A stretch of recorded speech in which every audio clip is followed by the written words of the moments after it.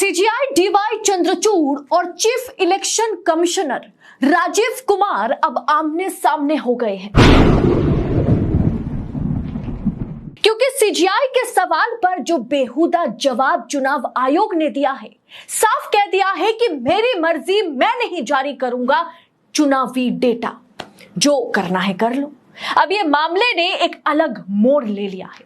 दोस्तों, चुनावी डेटा के साथ छेड़छाड़ क्यों किया जा रहा है मालूम है आपको? इससे कैसे मोदी शाह को फायदा होगा मालूम है आपको? वोटिंग में अगर 0.1% की बढ़ोतरी होती है तो 1 से 2 सीटों का हेरफेर भी संभव है।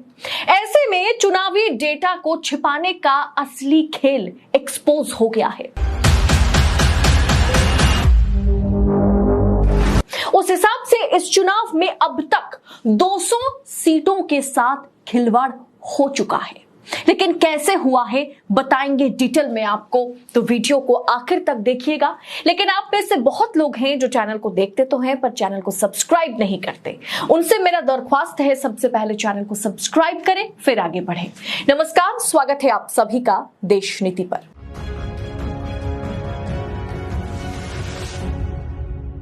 देश नीति केवल सच्ची और पक्की खबरें। दोस्तों, आप यूं ही मुंह उठा करके किसी को चोर नहीं कह सकते।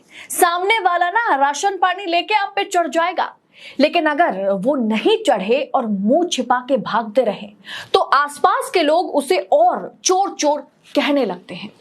और अब यही हाल ना चुनाव आयोग का है, इलेक्शन कमीशन का है। दोस्तों, सावधान रहे। चुनाव आयोग ने साफ कह दिया है कि वो 17C का डेटा जारी करने से उन्हें कोई फोर्स नहीं कर सकता, क्योंकि कानून में, संविधान में ऐसा कोई प्रावधान नहीं है, कोई लीगल मैंडेटरी ये नहीं है जिसके तहत चुनाव आयोग को फॉर्म 17C को जारी करना होगा, चुनावी डेटा को रिलीज करना होगा। अब सोचिए, ये जवाब चुनाव आयोग आपको, हमको नहीं दे रहा। ये जवाब चुनाव आयोग ने सीजीआई डीवाई चंद्रचूड़ को दिया है, सुप्रीम कोर्ट को दिया है। क्योंकि 2 दिन पहले चुनावी डेटा देर से क्यों रिलीज किया जा रहा है, ये मामला जब सुप्रीम कोर्ट पहुंचा तो सीजीआई चंद्रचूड़ की खंडपीठ ने यह सवाल उठाया था कि चुनाव आयोग फॉर्म 17C जारी क्यों नहीं कर रहा है। और अब सीजीआई को राजीव कुमार जवाब दे रहे हैं कि कानूनी तौर पर कोई मैंडेट नहीं है कि हम 17C पब्लिक करें, जारी करें। हमारी मर्जी, हम नहीं करेंगे डेटा जारी। दोस्तों, कैसे 50 से 100 सीटें बीजेपी के खाते में डालने की कोशिश अब की जा रही है, और अब तक जो है कम से कम 200 सीटें भारतीय जनता पार्टी के खाते में डाला गया है। ये सवाल विपक्ष उठा रहा है और इस पर प्रूफ हम आपको देंगे। अगर चुनावी डेटा में, जैसे मैंने आपसे कहा कि 0.1% की बढ़ोतरी होती है तो 1 से 2 सीटों का हेरफेर हो जाता है। ऐसे में चुनावी डेटा को छुपाने का असली खेल बेपर्दा हो गया है। यह सवाल तो उठ ही रहा है कि जब वोटिंग डेटा या voter turnout data form 17A जब लाइव है, 17C का डेटा जब लाइव डेटा है, तो कैसे इसमें बढ़ोतरी हो सकती है? द वायर की इस रिपोर्ट को गौर से देखिए। The 40 Lok Sabha seats BJP own in 2019 with less than 50,000 margin, माने 2019 में भाजपा ने 50,000 से कम अंतर से सीटें जीती 40 लोकसभा सीटों पर। अब इस रिपोर्ट का जो ओरिजिनल रिपोर्ट है, जो इन डिटेल रिपोर्ट है, उसे जरा गौर से देखिए। दोस्तों, आप देख पाएंगे कि भारतीय जनता पार्टी जो है 181 वोटों के अंतर से चुनाव जीती है।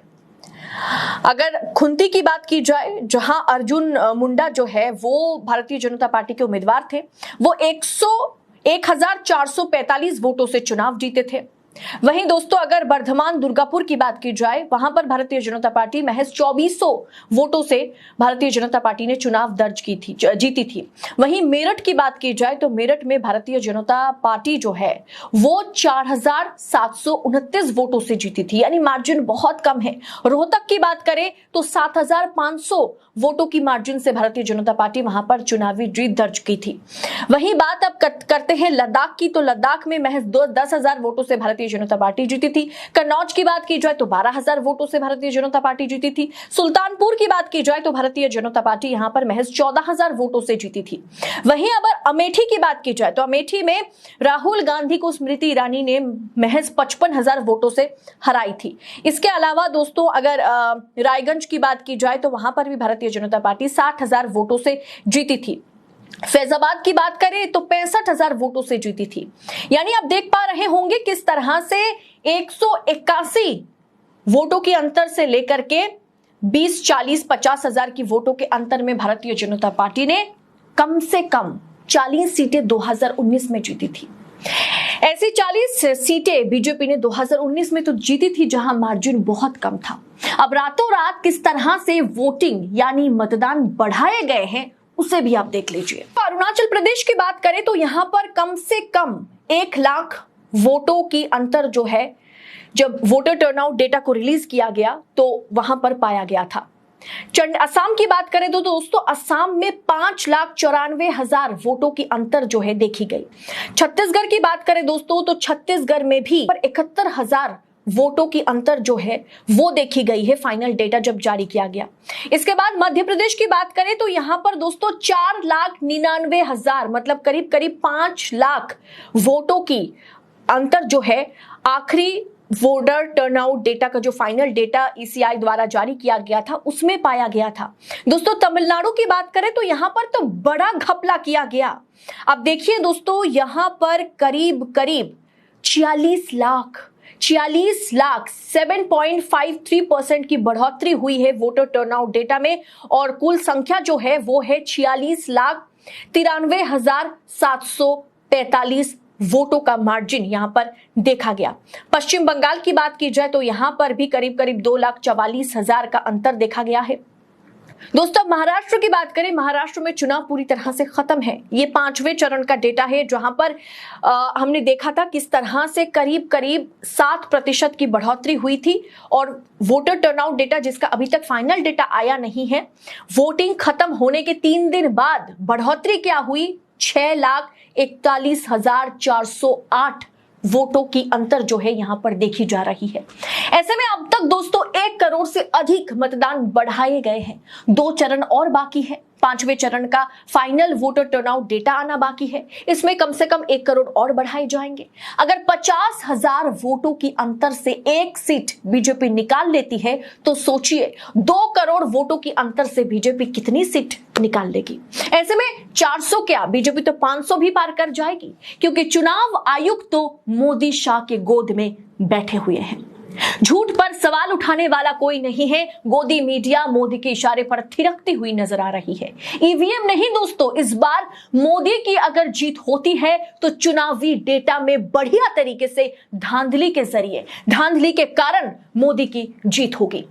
फिलहाल ये डेटा ने इतना तो साफ कर दिया कि हर एक राज्य में लाखों करोड़ वोटिंग का जो परसेंटेज है, वोटिंग का जो डेटा है उसे बढ़ाया गया। लाखों वोट दोस्तों रातों रात चुटकी में बढ़ाए गए और जिसका असर जो है कंस्टिट्यूएंसी पर पड़ेगा। अब देखिएगा अगर फ्री एंड फेयर इलेक्शन होता है, मैं बार बार आपसे कहती हूं, लेकिन ये सब देखकर इतना तो साफ हो गया कि इस चुनाव को आप पारदर्शी, निष्पक्ष, फ्री एंड फेयर इलेक्शन नहीं कह सकते हैं और इसकी जिम्मेदारी जो है वो चुनाव आयोग और मुख्य चुनाव आयुक्त राजीव कुमार पर जाता है। और इस पर अब सुप्रीम कोर्ट में राजीव कुमार ने कह दिया है कि नहीं, 17C का डेटा देना हमारी मर्जी है, हमारी मर्जी होगी तो देंगे, नहीं मर्जी होगी तो नहीं देंगे। अब सुप्रीम कोर्ट में क्या वाकई सीजीआई चंद्रचूड़ राजीव कुमार पर वो ही डंडा चलाएगा जो उन्होंने एसबीआई पर चलाया था? यही देखना कल यानी 24 मई को यही देखना बाकी है। फिलहाल इस पूरे विषय पर आप अपनी राय, अपनी टीका टिप्पणी जरूर लिखिएगा। किस तरह से भारतीय जनता पार्टी के खाते में 200 से 250 सीटें कम से कम बढ़ाने की कोशिश की गई है वोटर टर्नआउट डेटा में गड़बड़ी करके, उसका खुलासा अब आपके सामने है। अब खुद सोचिएगा इस पर आपकी राय क्या होगी, आप इस पूरे विषय को किस तरह से देखते हैं। क्या आप मानेंगे कि लोकतंत्र का सबसे बड़ा पर्व चुनाव निष्पक्ष तरीके से हो रहा है? ये तो पूरी की पूरी धांधली की रिपोर्ट जो है सामने है। आप इस वीडियो को आगे फॉरवर्ड जरूर कीजिएगा, शेयर जरूर कीजिएगा, तभी सच और झूठ के बीच का पर्दा जो है वो पर्दाफाश होगा। इस वीडियो में फिलहाल इतना ही। आजाद मीडिया को अपना भरपूर सपोर्ट दीजिए, देशनीति को अपना सपोर्ट दीजिए। बहुत बहुत शुक्रिया। जय हिंद, जय भारत।